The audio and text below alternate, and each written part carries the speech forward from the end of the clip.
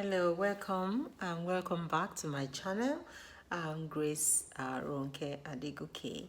If you are visiting this channel for the first time, thank you for coming, and I hope you subscribe and see what other videos I have.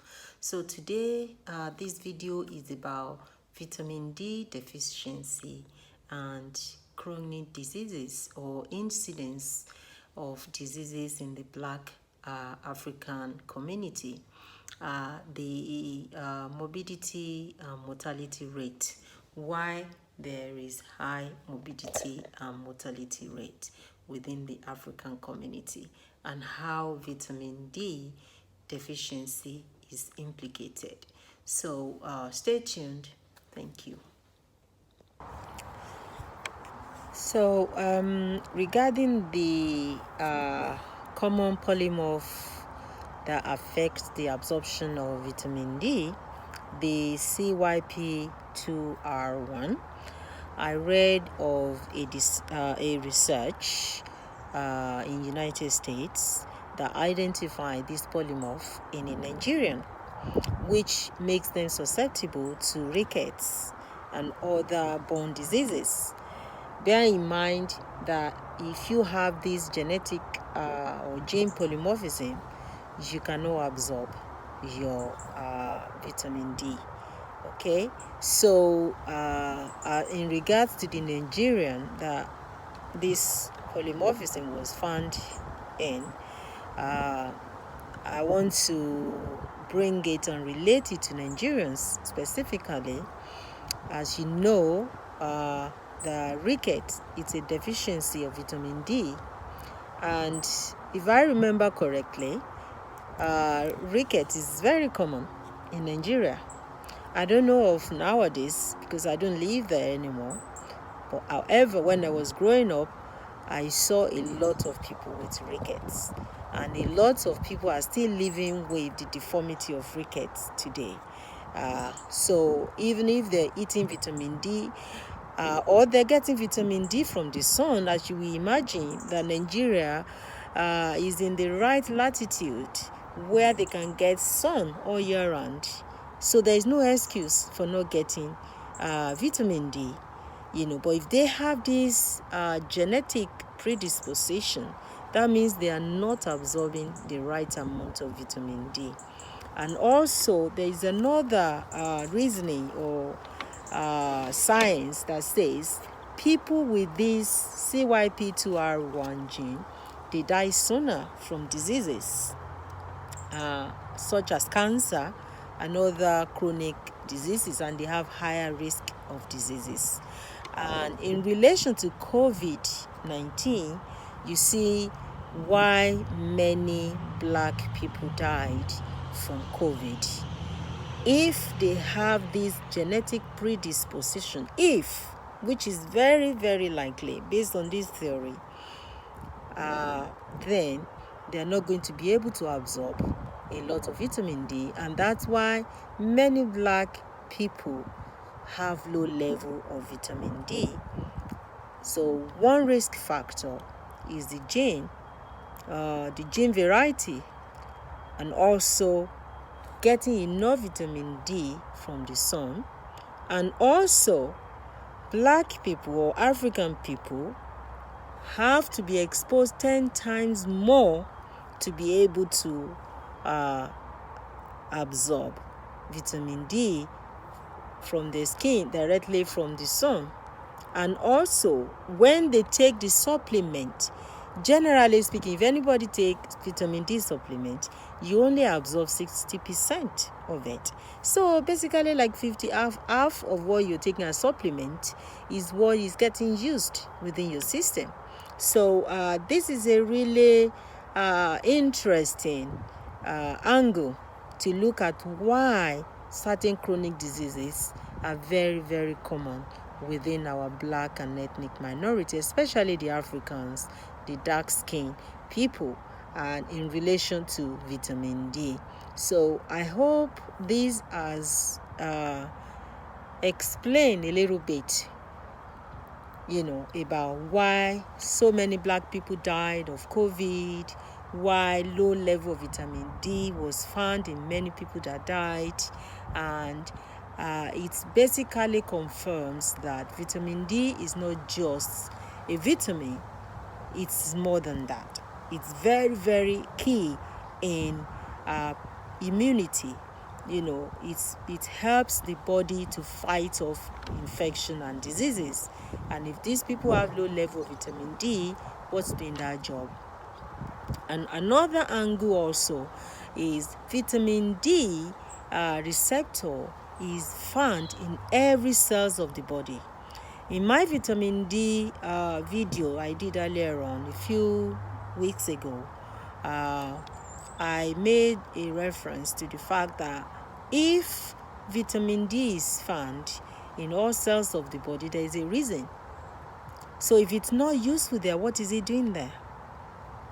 So that is a common sense reasoning, really. So if vitamin D is implicated, that is present in every cells of the body, there must be a reason for it. Therefore, vitamin D is not just something that we can think of as just a vitamin, a fat-soluble vitamin though, but it's also named as a steroid. So this is an appeal, again, as I've done before in my other video, and I'm grateful that people are watching this and commenting. When I uploaded that video, I had people who are very knowledgeable immediately message me and said, I'm going on and taking my vitamin D supplement straight away. Thank you for the video, because they were not thinking that they needed vitamin D, though the government is promoting it in this country but not in every country of the world, especially in Nigeria or other African countries. Why people think there is enough sunshine, but the problem is that they don't sit outside to get that sunshine. They think the sun is too hot, so they are shielding themselves under shades or in the house, inside their homes. Most of the people who work in offices, they have the suit on, they cover the feet, they have the shoes, the boots or whatever, and they're indoor actually. Even if they're not clothed or fully clothed, they are indoor, not getting the sunshine. Another reference to prove this point is the research or another study I read about the Filipinos. Also, they have plenty of sunshine in their country, but they are deficient in vitamin D. And why is that? So many reasons for this information. So I hope you get it. If you are dark skinned, you need vitamin D, and you might have a polymorph or the gene variety that already stand in your way of absorbing enough vitamin D. And also, if you work in offices and you don't get sunshine, or you are a frail and older person, you have lower chance of absorbing vitamin D anyway. And of course, if you are not eating enough of food where you get vitamin D from, then there you go. So you are vulnerable to many disease conditions, and your risk is higher than other people who have normal vitamin D levels. And also, you die, sooner from diseases like we have seen from COVID.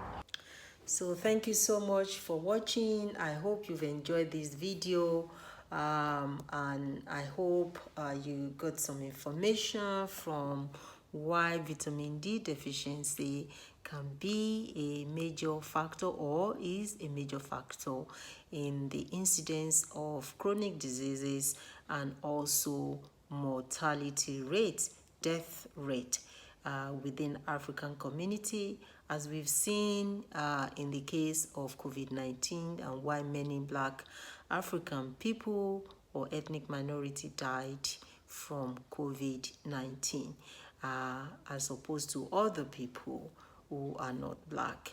So this is a big eye-opening And I hope that the policymakers and government within our African countries, we fund researches to do more in this area to establish or to refute some of these hypotheses or assumptions in some instances. And I want to challenge each and every one within the Black ethnic minority or African community to take it upon themselves to do tests to find out what their gene polymorphism varieties.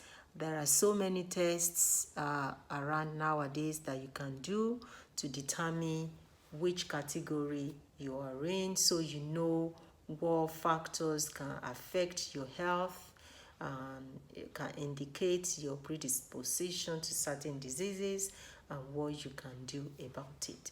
So hopefully there will be lower incidence rates of certain diseases within our community, and hopefully each and every one of us will be responsible for our own health. And even if nobody else is, obviously it's in our hands, and we will be better off for knowing. So thank you for watching this video. Have a wonderful day. Take care. Bye bye.